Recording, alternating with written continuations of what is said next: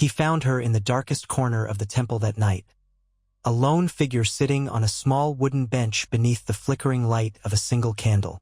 The stone walls around her were cold with damp, and the stale smell of old dust and silent prayers drifted in the stagnant air.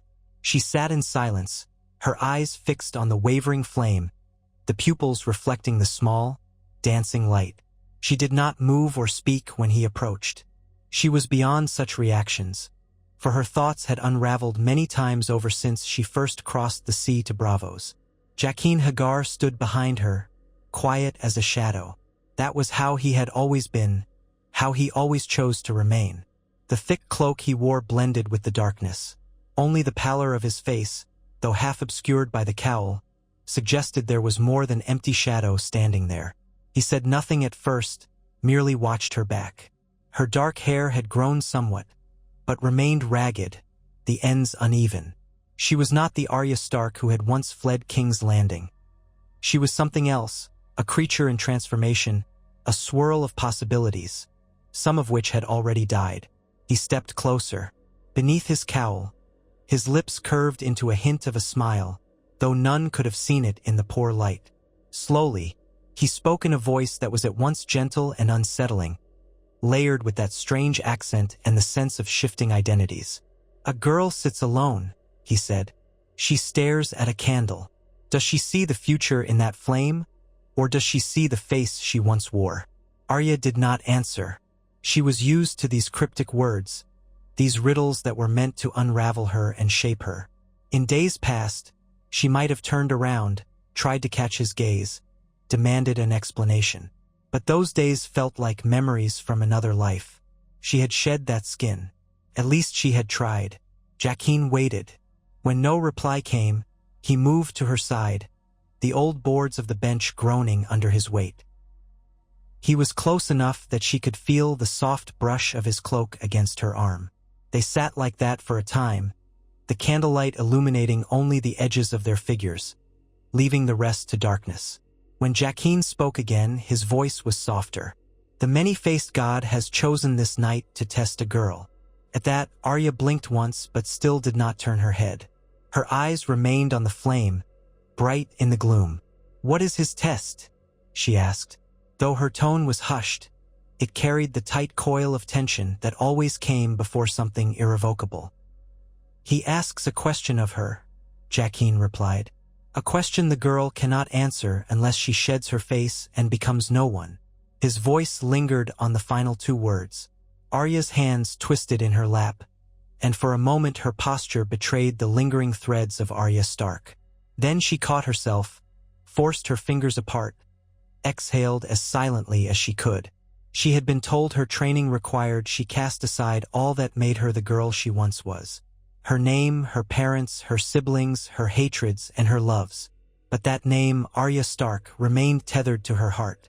She could not sever it so easily. "I am no one," she said, because she knew that was the answer demanded of her. It came out so faintly she could barely hear herself. Jaqen's head tilted as though he were listening to a distant sound only he could perceive. Then he stood. "Come," he said. "It is time."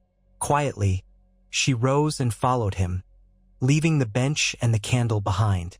Step by step, they walked through the silent halls of the House of Black and White, past rows of statues and alcoves, their features blurred by the gloom. All around them were the traces of the dead, the hush of the living, and the intangible presence of something greater, something that might have been the many-faced god or the collective hush of thousands of prayers offered in these halls over centuries. He led her to a small room with a single high window that allowed a slice of moonlight to penetrate. Shadows stretched long across the floor. Arya could make out the outlines of a small table in the center of the room. On it rested a smooth white mask, featureless but for two narrow slits that might have been eye-holes. She recognized it, an artifact used by the Faceless men for certain rituals, though one she had rarely seen worn. "The time has come for the final severing," Jaqen said, gesturing for her to stand by the table. To pass beyond the last threshold, the girl must surrender who she was. She must embrace the gift of the many-faced god entirely. Arya felt her heart thud, a primal beat of fear and excitement. This was the moment she had both dreaded and longed for. She reached out, fingertips hovering above the white mask. It looked colder than porcelain. She swallowed, remembering every injustice she had seen, recalling every vow of vengeance she had once made. It had fueled her once. But in this temple, vengeance was a worthless currency.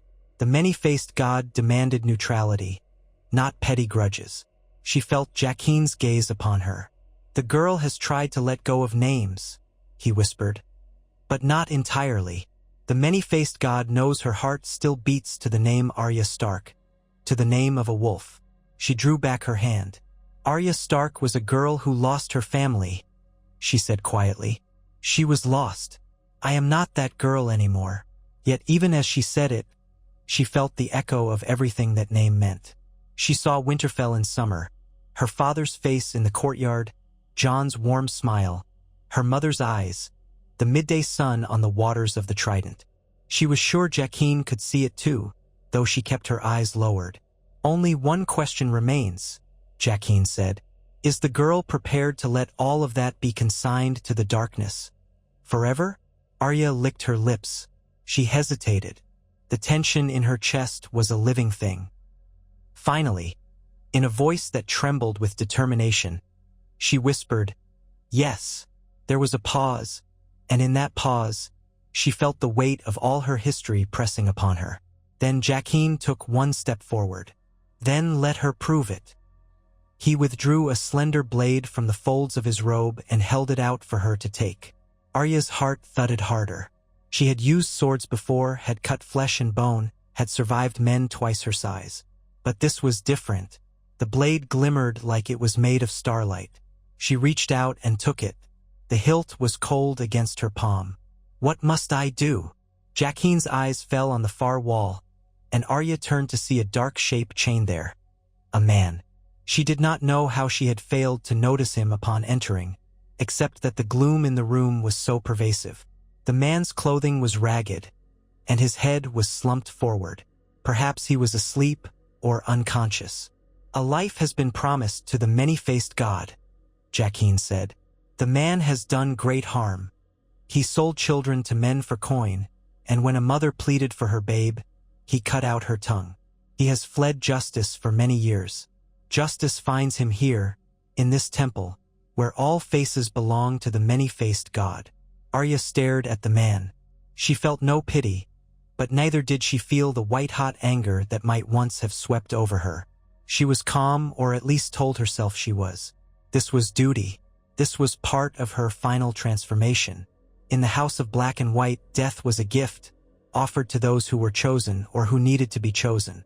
Jaqen moved behind her, setting a hand lightly on her shoulder. A girl must do what must be done, but she must do it without pride, without anger, without regret. His fingers squeezed gently. She must do it as no one. Arya closed her eyes. She took a slow breath and stepped forward, the sound of her feet echoing in the hush. The man stirred at the noise, lifting his head. By the moonlight, Arya saw the reflection of terror in his eyes. He tried to say something, but a gag was bound across his mouth. The faint stink of fear rose from him. She raised the blade, aiming it at the hollow of his throat. Her hand shook, only faintly, but enough that she felt the tremor. She remembered the faces of those she hated: Cersei, the Hound once, Island Pain, the Freys who'd slaughtered her mother and brother. That was the fuel the old Arya would have used to guide her blade. But the Faceless men had trained her to separate vengeance from her tasks, to kill as a quiet reflection of her god's will, not a reflection of her personal vendettas. Now, as she prepared to end this man's life, she was forced to rely on a new wellspring of resolve, the emptiness she had cultivated within herself. She breathed in, breathed out, and in that moment she truly felt her identity slip. The wolf was asleep. The anger was gone. All that remained was a vessel for the many-faced god. Her hand steadied. She plunged the blade forward. The gag muffled his scream. Blood glistened black in the moonlight, soaking into the ragged cloth. His eyes widened, then dimmed, as life drained from him. Arya stepped back and lowered the blade, her heart pounding with both trepidation and a curious calm. This was the offering. This was what no one did. Jaqen was at her side instantly. He examined the wound, noting the neatness of the kill, the acceptance in Arya's eyes. She knew he was watching her for signs of doubt, regret, or anger. He would find none. As the man's last breath rattled out of him, Jaqen leaned down, whispered the customary prayer, and closed the man's eyes. Then he turned to Arya, and though it was too dark to see his expression clearly, she felt a subtle shift in his bearing, a nod, or perhaps the faint lifting of the corners of his mouth. This is the moment the many-faced god has awaited. A girl has proven she is capable. She will wear many faces to come. She let the blade slip from her fingers, clattered once on the stone floor. A moment later, Jaqen guided her to the table, to the mask that awaited her. Together, they lifted it over her head.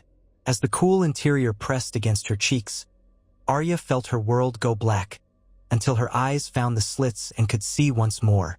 It was like standing on the threshold between two existences, between the living and the dead, between a child of House Stark and the faceless men of Bravos. A small, trembling breath escaped her. Jaqen nodded, stepping back. The many-faced god welcomes no one. That night, beneath a moon that glowed like a silver coin, Arya Stark died in her heart. In her place remained only the resolute, empty vessel of no one, a devout blade of the House of Black and White, awaiting her god's commands. In the weeks that followed, she moved through the House of Black and White with a new sense of isolation and belonging all at once. She was both integral to the temple's function and yet removed from the personalities of its other inhabitants. Even the waif, who had once tormented her during training, nodded with a kind of distant respect. Arya, no, not Arya, this being had passed the threshold few novices ever crossed. Silence became her companion. She rose at dawn to cleanse the halls, to dispose of bodies, to prepare the poisons. She followed Jaqen to the small rooms where the faceless men prayed. She mimicked every motion, recited every prayer, though she no longer thought of them as words with meaning. They were simply part of the ritual that sustained her devotion. She found solace in that routine, an emptiness that was surprisingly comforting. At night, she practiced fighting in the courtyard, her steps light across the rough stones, her staff whirling through the air. The House of Black and White provided endless labyrinths of shadows, perfect for training her to move silently, to appear and disappear at will. Jaqen would come and go, sometimes guiding her with a short observation, sometimes vanishing for days. She never asked where he went. It was not her place, nor did she have the desire. No one does not ask questions. No one only acts.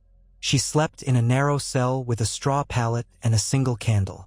She dreamt of wolves sometimes, dreamt of running through dark forests with pine needles under her paws.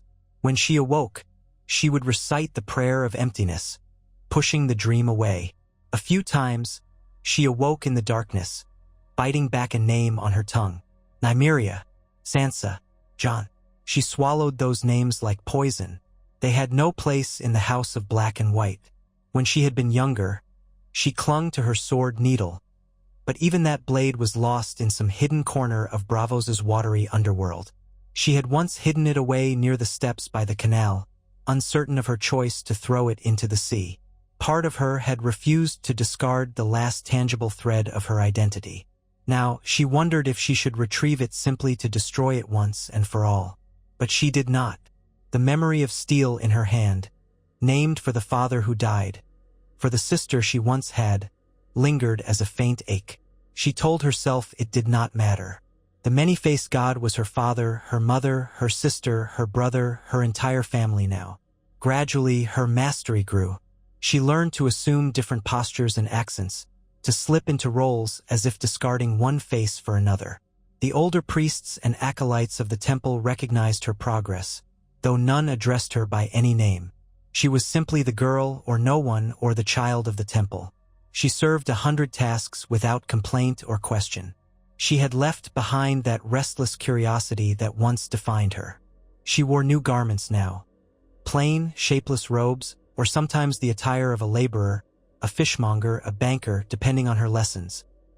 She could walk among the canals of bravos and appear old and bent or young and sprightly, a page boy with a stammer, or a noble's errand girl speaking the thick accented common tongue of the free cities.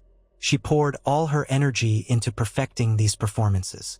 In them, she found brief respites from the emptiness, a sense of purpose that replaced the bitter longing she had once known. For a while, she believed she was as close to no one as any mortal might become. Then one day, Jaqen summoned her to a small room she had never before entered. The door was unremarkable, but behind it lay a hidden chamber filled with masks. They hung on the walls like silent watchers. Some were stone, some wood, others were pliable like cured leather. She felt their empty eyes following her. He turned to her and spoke quietly. "A girl is ready to serve the many-faced God beyond these walls." She listened, her expression unmoving. "What is the command?" Jaqen studied her for a moment, as if weighing her sincerity.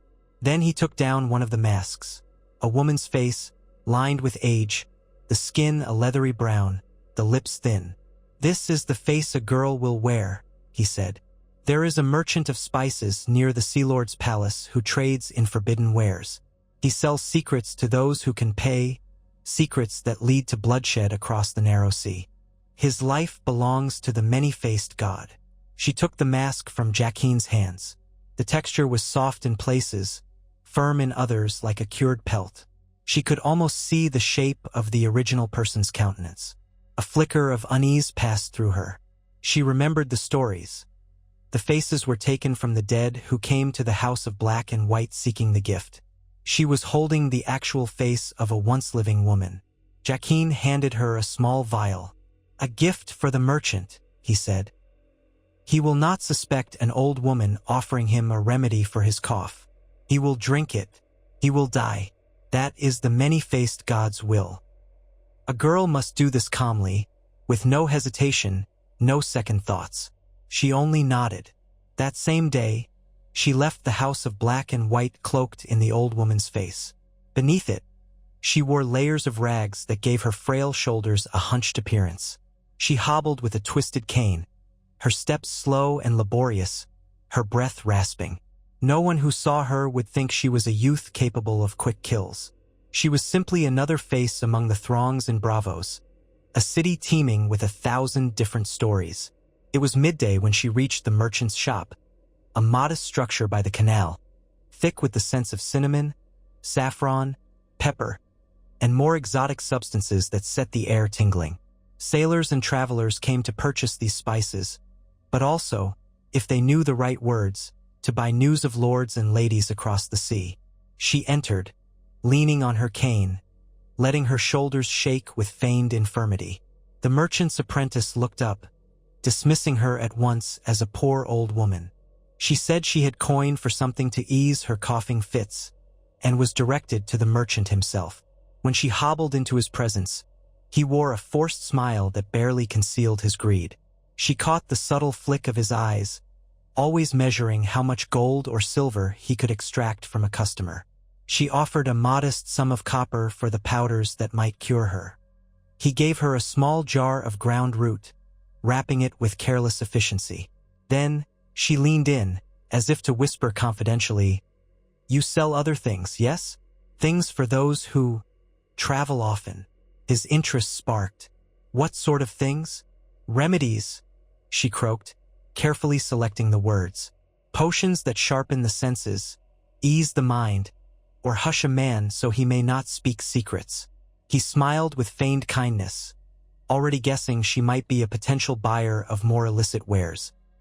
"I do have some special concoctions," he said softly, motioning her to follow him through a curtained doorway.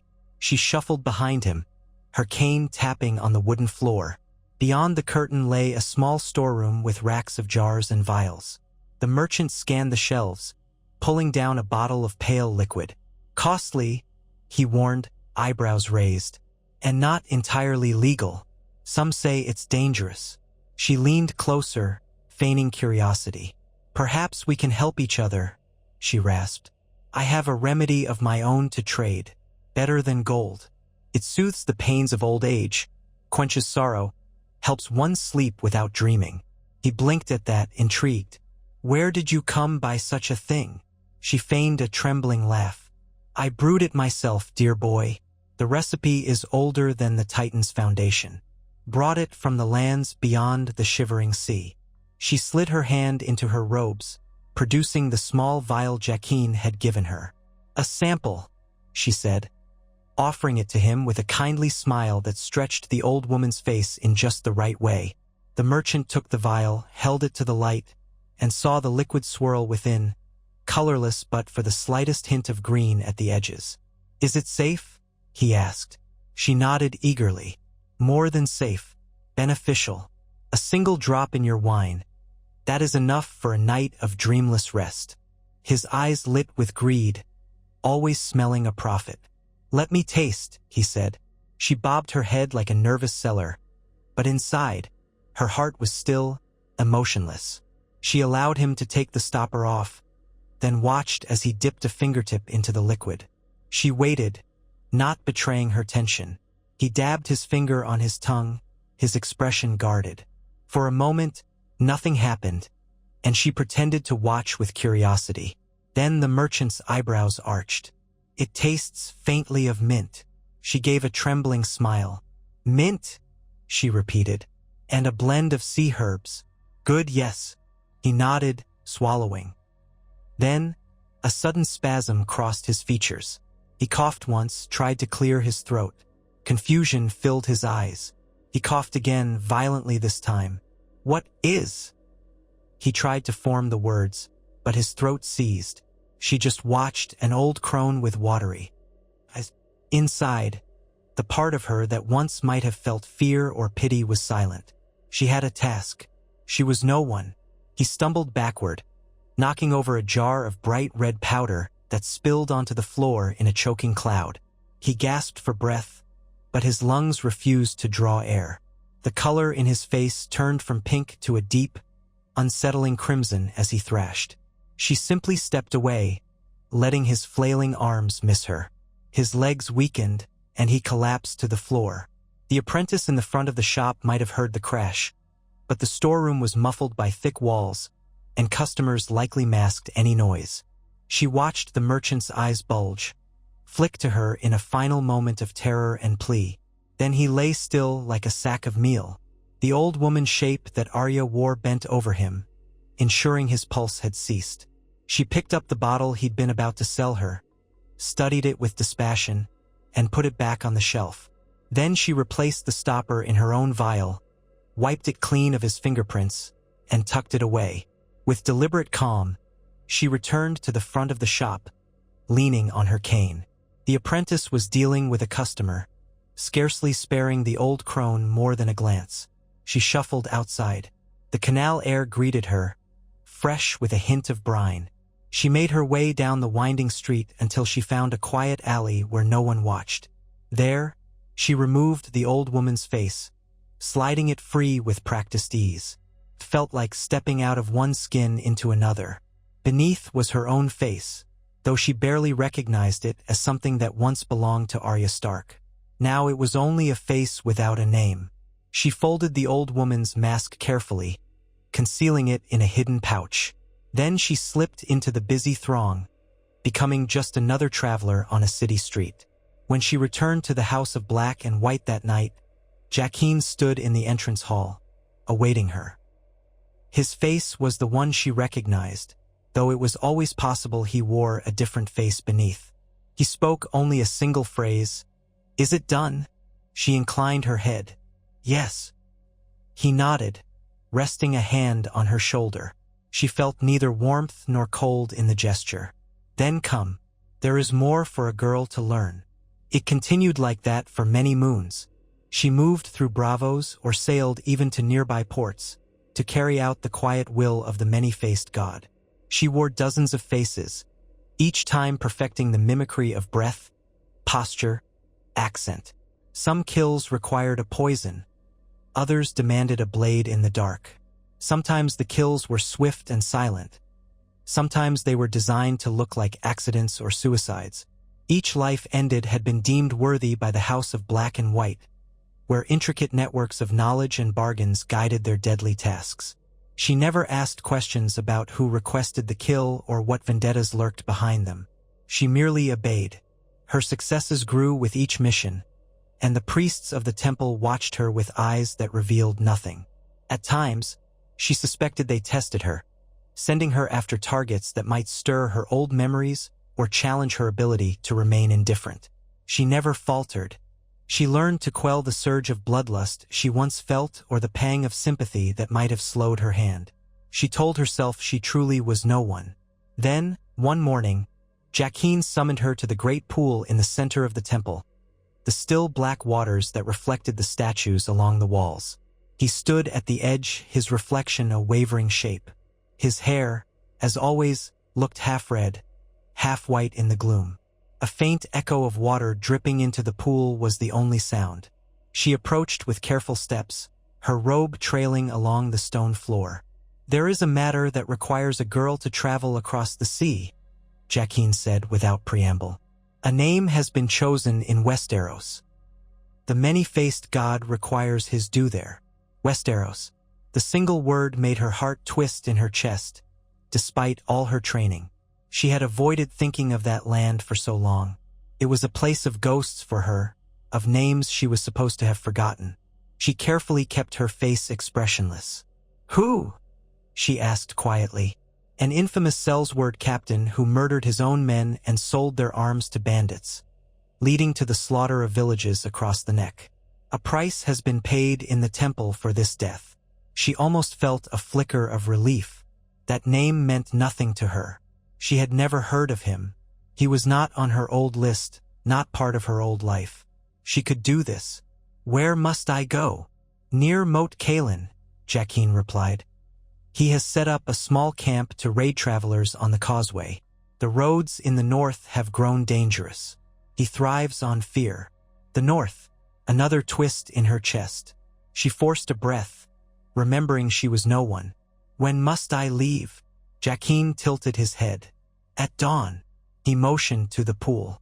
"Before she departs, the girl must pray. The many-faced god's blessing will be upon her if she is pure of purpose."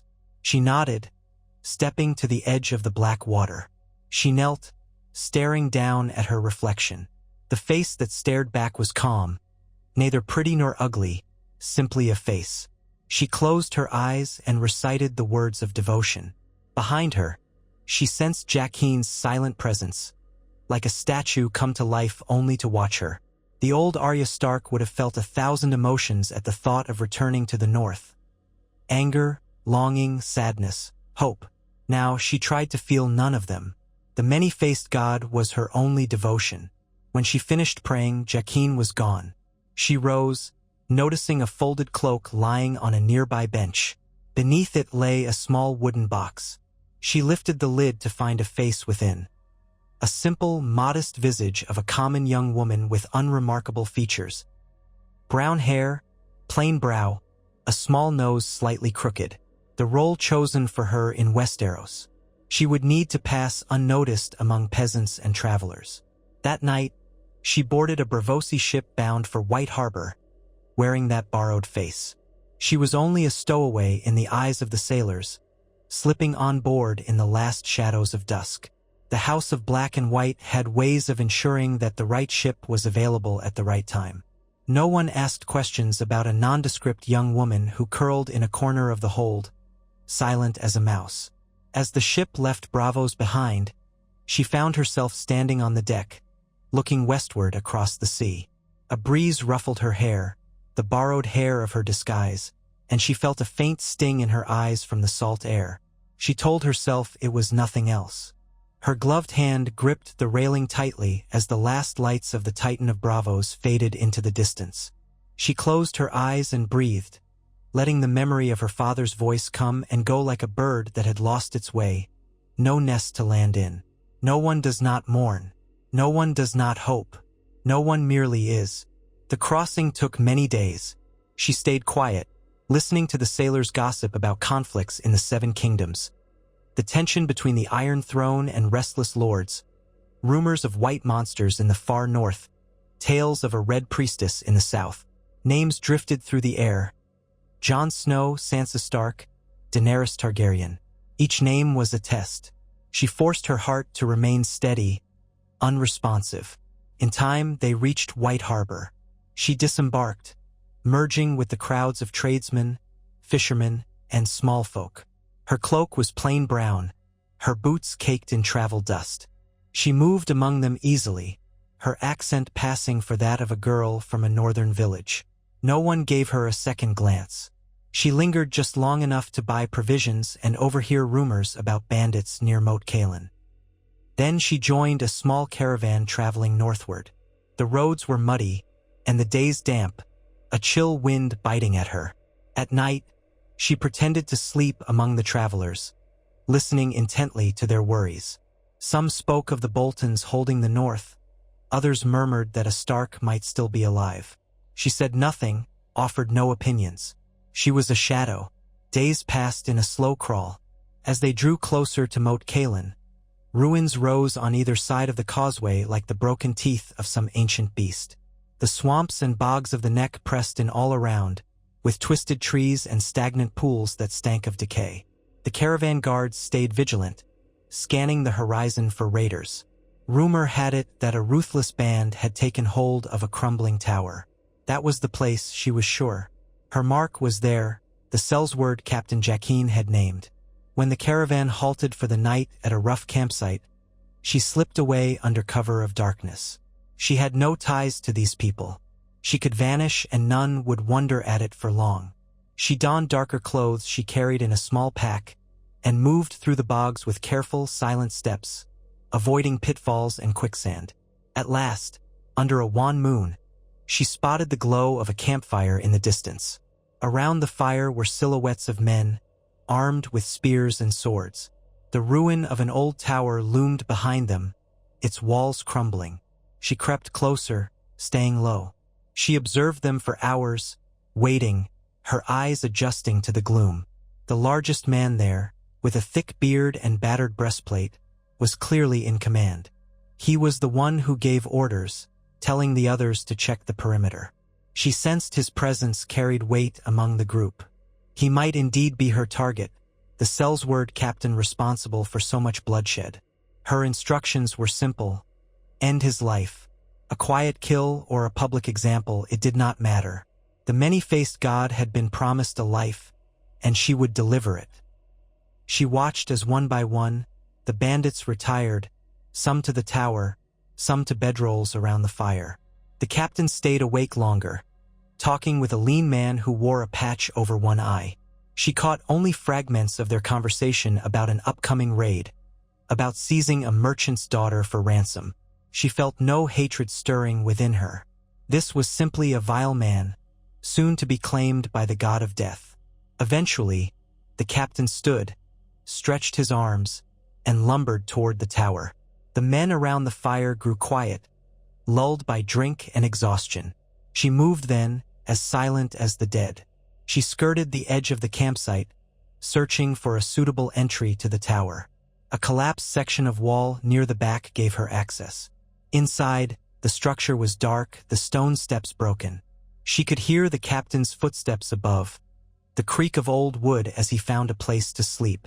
Night deepened, and she waited. She used the time to calm her heart, to remind herself of her mission. This was no different than any other kill. She was no one. She had no ties to this land, no memories that mattered. Her cause was the many-faced god's cause. At last, when she was certain the man slept, she crept up the stairs. The tower interior was lit only by a single torch sputtering in a wall bracket. Its wavering light painted the stones in shifting shadows. Carefully, she stepped over the broken steps, testing each with her foot before putting weight on it. She slipped around a corner, spotting the shape of a man curled on a makeshift bed of straw and blankets. Nearby, a battered shield and sword lay within his reach. She approached slowly, dagger in hand.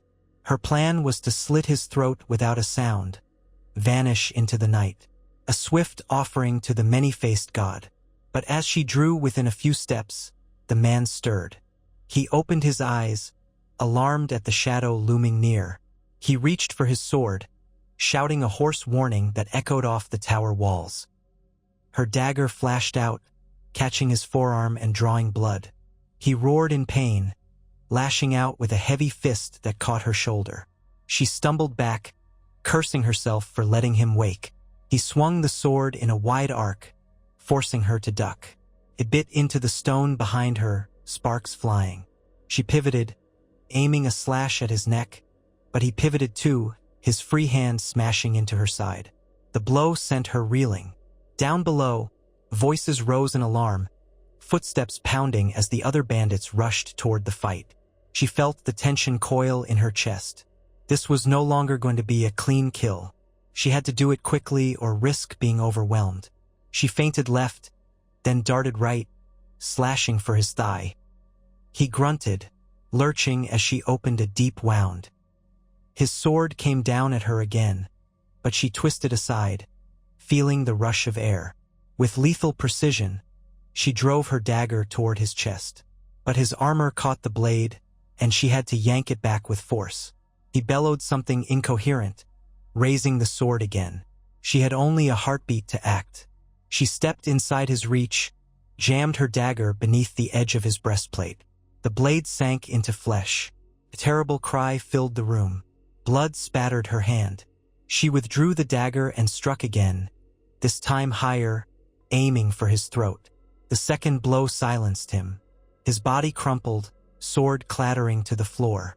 Blood soaked his tunic, glistening in the torchlight. The many-faced god was served, but the commotion had drawn his men. She could hear their shouts, boots stomping up the stairs. She felt her pulse hammer. She could fight them or attempt to slip away. But there were too many, and the tower was unfamiliar ground. Desperate, she pushed open a door behind the bed, stumbling into a narrow side corridor. It led to another set of broken stairs. She descended them two at a time, hearing the men burst into the room behind her, cursing and exclaiming at the sight of their captain's corpse. She made for the collapsed wall, her heart pounding. When she reached the opening, a silhouette blocked her path. A wiry bandit with a pocked face and a knife. He lunged at her. She parried, her dagger colliding with his blade. He was bigger than she was, but she was faster.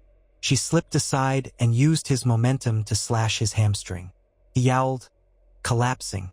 She bolted through the gap in the wall.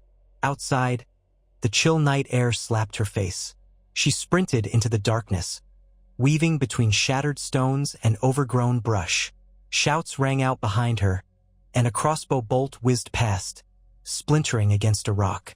She crouched low, using the ruins as cover, moving as silently as she could manage. The men fanned out, carrying torches, scanning the shadows. Their curses reached her ears as they found no sign of her. She slipped into the surrounding swamp, boots sinking into mud. She forced herself to move carefully, trying not to leave an obvious trail. She recalled her earlier lessons in stealth, her memories of the House of Black and White. She forced her breathing to remain steady. She was no one, not some frightened girl. She had trained for this. Slowly, methodically, she circled back, putting distance between herself and the ruin. She heard the bandits cursing and thrashing through the bog in pursuit. In the darkness, their torches bobbed like fireflies, but they did not see her. One by one, the torches receded, their owners giving up, returning to nurse their wounded pride and bury their captain. By the time she emerged on firmer ground, dawn was just beginning to lighten the sky. Her cloak and boots were soaked. She reeked of swamp mud, but she felt a fierce satisfaction, a fleeting echo of triumph. She had done it. The mark was dead. Westeros was just another place now, no more special than the next, and she had proven she could serve her god even here. She made her way back to the road, found the caravan stirring awake. She rejoined them silently, ignoring the curious glances. By midday, she parted ways, heading south alone. She would find a ship or some route back to Bravos. Her task was complete. She owed this land nothing. Yet as she walked, the muddy road stretching before her, she felt an uneasy stirring in her heart. This was the north, her homeland. The sky was wide and gray, The air carried a crispness she remembered from childhood. Once, she had been a girl who loved to run through these fields and climb the walls of Winterfell. She told herself that girl was dead, but she could not help noticing the faint tug at her soul. No one pressed on, step by step, forcing herself not to look back. She took a circuitous path southward, fearing that the bandits might still be searching. Eventually, she found a small port on the western coast where a Braavosi merchant ship lay at anchor. It took little effort to stow away again, to hide among the barrels in the hold. She had grown adept at it. The old Arya might have bristled at the humiliating conditions, but no one endured without complaint. When the ship finally reached Braavos, she disembarked at night, returning to the House of Black and White with purposeful strides. As she entered the great doors, she felt the familiar hush enfold her like a cloak. The gloom, the statues, the cold stone floors. She knelt at the central pool, giving her silent thanks to the many-faced god. Then she found Jaqen. He regarded her with inscrutable eyes. "It is done?" he asked. She nodded. "The captain is dead." He inclined his head, satisfied. "Then a girl has served well. The House of Black and White is pleased." She felt a curious warmth at his approval, though she kept her face expressionless. "What would you have me do now?" His gaze lingered on her face. "The house has another task, one that will test a girl's devotion as never before." She waited, unblinking, as he continued. "A name has been offered, a significant name, a name that might stir a girl's old memories, if she still has them." Her heartbeat quickened at the foreboding in his tone. "I am no one," she replied. "No old memories remain." Jaqen's lips curved in the slightest hint of a smile. "This name is Cersei Lannister." She froze, stunned despite herself. That was a name from her kill list from the days when she was Arya Stark. She heard the faint echo of her younger self chanting that name over and over. Cersei Lannister, who had orchestrated so much suffering for her family. She steadied her breathing. "She is in King's Landing?" "So the whisperers say," Jaqen replied. "She remains Queen Mother, or close to the throne. The one who has offered the name is powerful, wealthy, enough to pay the lavish price for such a death. The House of Black and White must oblige." A swirl of chaotic emotions threatened to rise in her. Once, she had wanted Cersei dead more than anything, to avenge her father, her family. But the Faceless men demanded indifference. The kill must not be personal. She forced her mind to still, to remember her vow. "I will do it," she said. Jaqen watched her closely, his expression mild.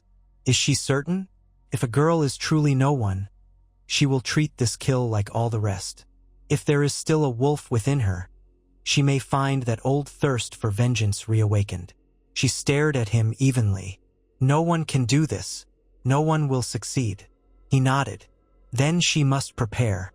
King's Landing is not a city where one can slip easily in and out. The Lannisters keep tight watch, and this Lannister is well guarded. A girl must have the perfect face, the perfect plan." She turned away, her jaw set. "I will do what must be done." That night, she went to the hidden chamber of faces. She stared at the rows of silent visages, each bearing traces of the life once lived. She would need a face that could pass in the Red Keep, or somewhere near Cersei's circle. She selected one, a beautiful, high-cheekboned woman with striking green eyes. On the inside of the leather-like flesh, she saw faint inscriptions that told the house's priests who this person had been. Some minor lady of Lys who died in Braavos. That face might grant her access to the aristocracy. For the next few days, she practiced wearing it, learning to move her mouth, adopt the proper posture, the gestures and accent of a Lyseni noble. She studied the courtesies of King's Landing from memory, recalling everything she had observed as a girl in the Red Keep. Back when she was Arya Stark, wandering the corridors, invisible to the lords and ladies who ignored the skinny tomboy. Now, those memories would serve her mission. She told herself it was only technique, not personal. At last, she and Jaqen boarded a ship bound for the Narrow Sea.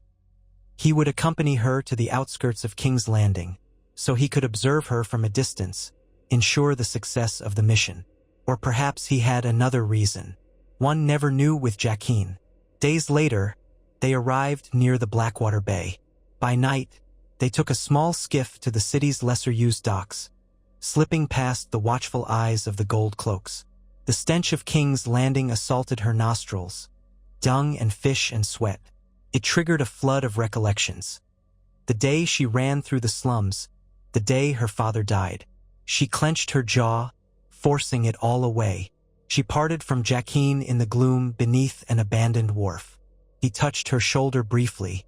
The many-faced God is with her. Let there be no wolf. She nodded, resolute. Then she stepped onto the muddy shore, pulling her cloak tight. The city lights glimmered, and she could hear distant shouts, the clang of metal, the boisterous laughter of a tavern. She would need a place to stay, a place to gather information. Her new face, that of a Lycene noblewoman, would open doors in the higher circles.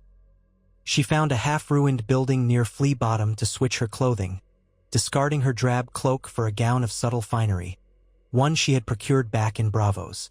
She pinned up her hair, adjusting the style to match the Lycene fashion. Then she donned the face. The transformation was unsettling yet practiced. The moment she settled it over her skin, her posture changed. She was no longer a short, slight girl from the north. She was tall, elegant, with haughty cheekbones. When she emerged onto the street, she carried herself with arrogant poise, ignoring the wide-eyed stares of the locals.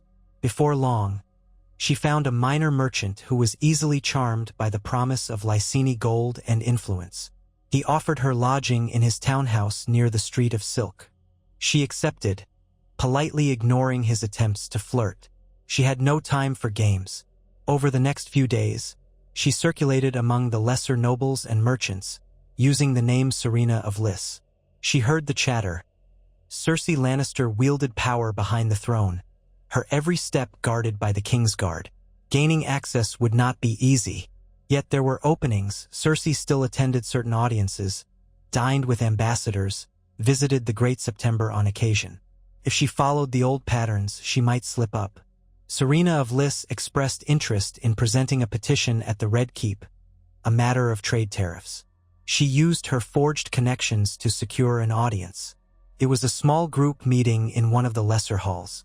She wore an elaborate gown, hired a pair of servants to carry her train, and stepped boldly into the keep she had once known as a child. She felt no flutter of recognition as she passed the halls where she once chased cats. She was no one. Cersei was seated on a modest throne beneath the banners of House Lannister. Her golden hair was coiled, her gown immaculate. Time had etched faint lines at the corners of her eyes, but her gaze was still cold and imperious. Guards flanked her. The sullen presence of a few courtiers lurked nearby, scribes and functionaries. One by one, the petitioners came forward. Serena of Lys waited her turn, feigning boredom at the requests of lesser merchants. At last, she stepped forward, wearing a demure smile. A steward read out her name and purpose. Cersei's gaze swept over her. Lycene, always wanting more trade rights. Her voice dripped with disdain. Very well, speak. Serena launched into a prepared speech about shipping lanes, bribes to pirates, the advantage of establishing a special trade route to King's Landing. Cersei tapped her fingers, occasionally giving a bored nod. Meanwhile, Serena watched her, memorizing the lines of her face, the tilt of her head, the subtle movements of her guards. She was studying the shape of the woman she had once sworn to kill in her old life. But that vow was gone. This was business. After a moment, Cersei flicked her fingers dismissively. Submit these details to my steward. If there is profit for the crown, we will consider it. Next, Serena inclined her head in a graceful bow, stepping away. She had no illusions that Cersei cared about her petition. That was irrelevant. She had gained proximity, observed the Queen Mother's manner. She would find an opening. In the days that followed, she lingered near the Red Keep, gleaning rumors. She learned that Cersei occasionally visited a certain sept at the city's edge, seeking counsel from a pious septa who had the ear of the common folk. Some said it was political posturing, others that she sought absolution for hidden sins. Serena only needed to know the schedule. Late one afternoon, she overheard a pair of guards discussing that Circe would visit the sept at midday on the morrow. Perfect. She set her plan in motion. Under the cover of night, she slipped away from her Lycene persona. She found a drunk septa wandering the alleys near the Street of Silk, a woman with a battered face and lost eyes. Serena lured the woman aside, offered her a drink laced with sweet sleep. When the woman slumped unconscious, Serena quickly took her measure, learning her posture, the note of her voice. Then, with ruthless efficiency, she ended the septa's life. There was no other choice. The risk was too high if the woman woke and spoke. No one regrets a kill. She pulled the body into a dark corner, said a brief prayer to the many-faced god. Then she took the septa's face.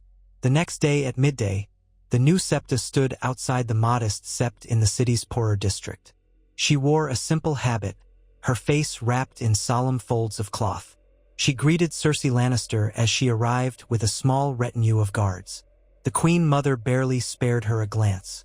They were alone in this place, aside from a handful of common folk who did not dare approach. The guards stayed outside the sept's main door, watchful. Inside, Circe knelt before the altar, murmuring a prayer. The septa hovered behind her, a silent sentinel.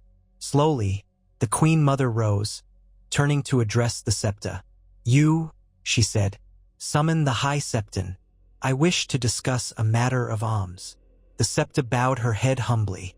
"Certainly, my queen," she replied, adopting the feeble tone of the woman whose face she wore. She led Circe down a side corridor to a small antechamber, where the High Septon was allegedly waiting. But the corridor was empty. Circe halted, glancing around with a frown. "Where?" She never finished the question. The septa's hand struck with a hidden needle, a thin blade coated with a poison that caused instant paralysis. It pricked Circe's neck, and the Queen Mother gasped, eyes widening. She tried to scream, but her throat locked. Her limbs froze, her vision flickering with panic.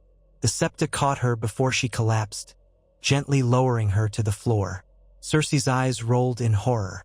She was conscious, but her body betrayed her. No one knelt beside her, watching dispassionately. 1,000 memories surged within, but she forced them all down. This was not personal. This was a transaction. The many-faced god demanded a life, and that life had been paid for. Still, there was a tremor in her hand as she raised the small dagger to Circe's throat. She stared into those green eyes that once glared from atop the Iron Throne, that once oversaw Ned Stark's downfall.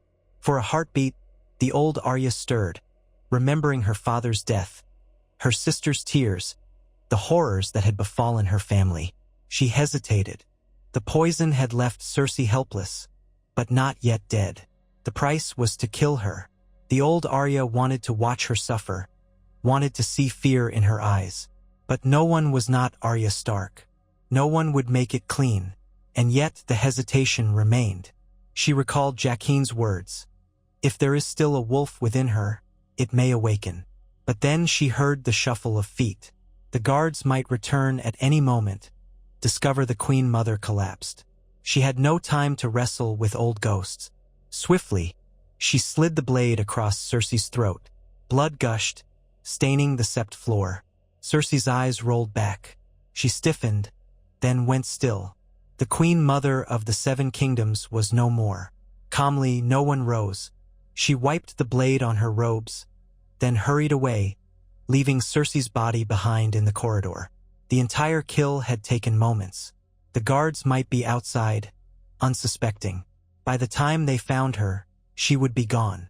She moved through the sept, her stride purposeful, stepping past other septons and visitors.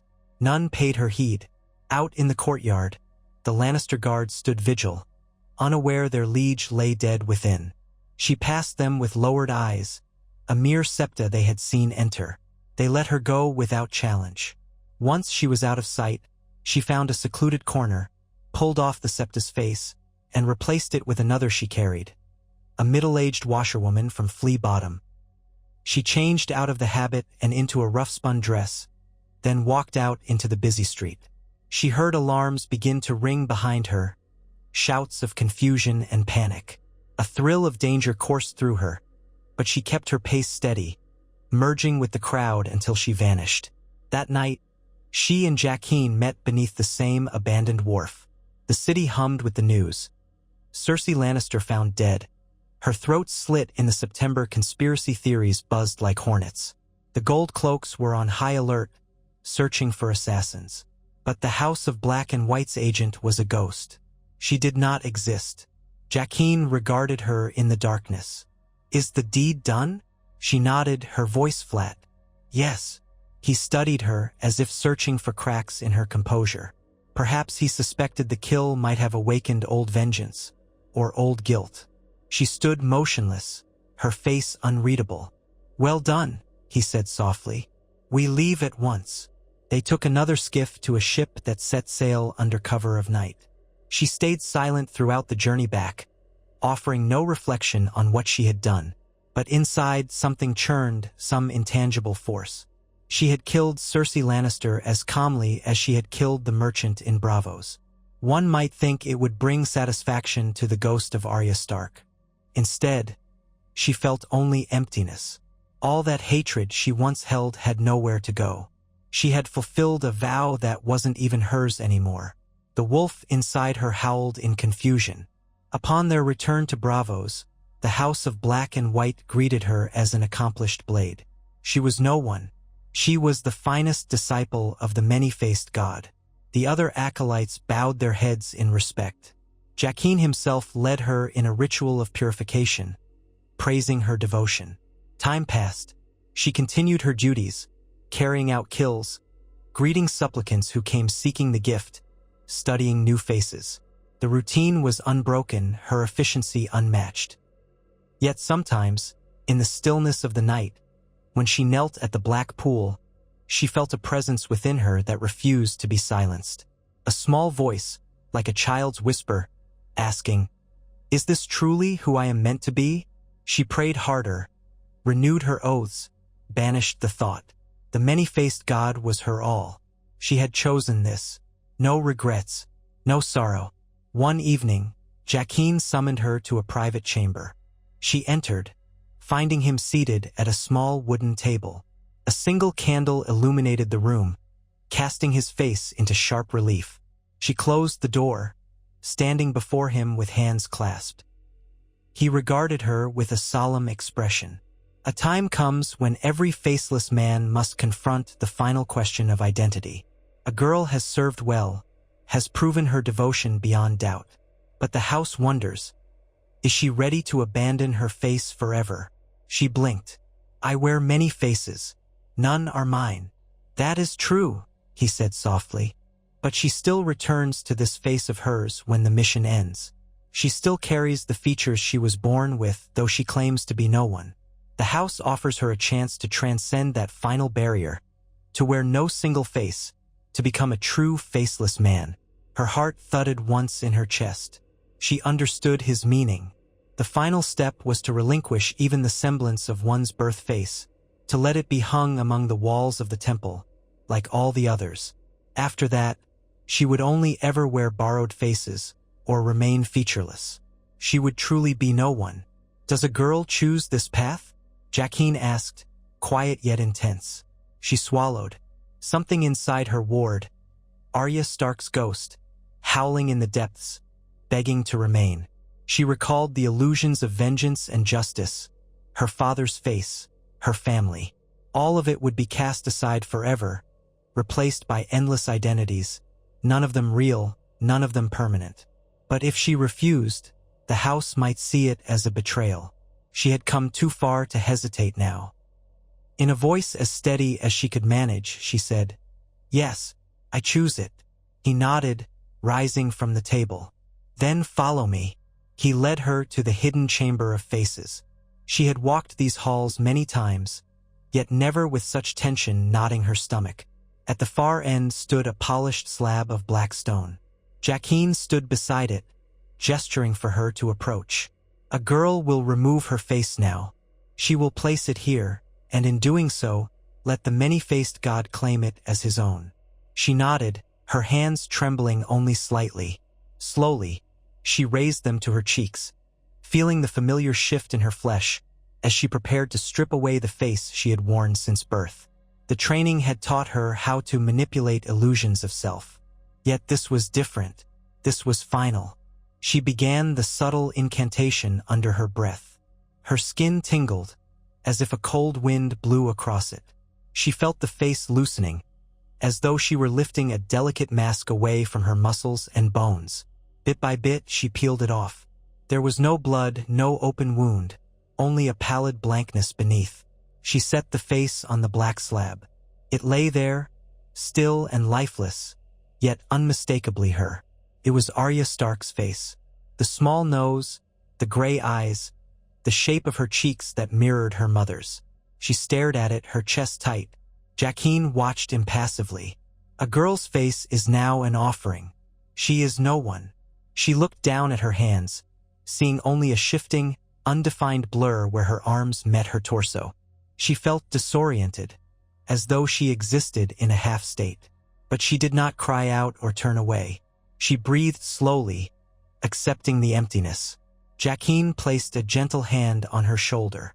Now she may wear any face she chooses or none. She is free of the past, of names, of attachments. She is the pure instrument of the many-faced god. She turned to him, or rather turned the blank outline that was now her head and face. "What would you have me do?" she asked, her voice oddly hollow. He smiled, a faint yet proud smile. "Now, she will carry the gift wherever it is needed, across seas and lands, until death claims her as well. But until that day, she belongs to the house of black and white." She nodded. She felt an odd sense of liberation. The final chain had been cut. Arya Stark was not even a memory now. She was a mask on a slab, no more. Only the discipline remained, the devotion, the skill. She was the many-faced god's perfect assassin. In time, she carried out new missions. She wore faces of men, women, children, old and young, beautiful and hideous, each shaped by her mastery of the arts. Her kills were swift, precise, merciful or brutal, depending on the contract. Some she dispatched with a poison kiss, others with a silent arrow at dusk. She traveled the free cities, the summer isles, even the western coast of Sithorios on one occasion, always an instrument of fate. When she returned to Bravos, she sometimes passed by the black slab where her own face lay in waiting. She felt no pull, no pang. It was just one face among many. Her old life was truly gone, dissolved in the worship of the many-faced god. The world shifted around her. Kings rose and fell, wars burned across continents, dragons soared in distant skies. She heard rumors that some Stark still lived, that the North rallied under new leadership, that Winterfell was reclaimed. But these were only echoes of a life that was no longer hers. She offered no prayers for them. She felt no joy or sorrow. She was no one. She had become what Jaqen Hagar had foreseen on the night she plunged the blade into the chained man in the temple's chamber. She was the many-faced god's perfect blade, living only to mete out death as required. No one in all the world knew her story, for there was no longer a story to tell. She was a ghost, a shadow, an idea. Yet, sometimes in the stillness of the temple, she would sense something stirring deep within. Like a half-forgotten dream, a distant memory of a girl named Arya who once chased cats in a castle yard, who carried a sword called Needle, who had a list of names. But it was only a phantom sensation, quickly banished by the recitations of devotion. No one does not dream, no one only serves. And so she continued endlessly, timelessly. Jaqen eventually disappeared, leaving the temple in the hands of other priests, or perhaps wearing a new face somewhere in the wide world. She remained unwavering, until one day a lesser acolyte came to her with a new name, a new mission. She donned a new face and departed without question. Across the sea, across the mountains, across the deserts, she would go where death was required. She was an empty vessel, unstoppable, unyielding, guided by the silent command of the many-faced god. The world feared her without even knowing she existed, for she was that final hush that fell upon a life when its thread was cut. In a land of shifting thrones and unending battles, her devotion was a constant, unbreakable, and absolute. No one had no past, no future, only the task at hand. She was the living embodiment of oblivion, shaped by the house of black and white into the perfect instrument of death. And in that, she found her only purpose, a purpose that would endure long after every mortal name was forgotten, when all faces finally belonged to the god she served. NLY the gods, old or new, could foretell what might happen if ever that balance broke. Only one thing was certain: with House Bolton lurking behind the Starks, enemies of the North had good reason to fear. And perhaps, in some corner of the war-torn realm, a mother still wept over the stories told of Ramsay's hunts. Yet in the grand halls of Winterfell, or at the towering black walls of Harrenhal, or in the snowy courtyards of the Dreadfort, Lord Roose Bolton merely smiled, a secret, hollow smile, and reflected that every terror has its use.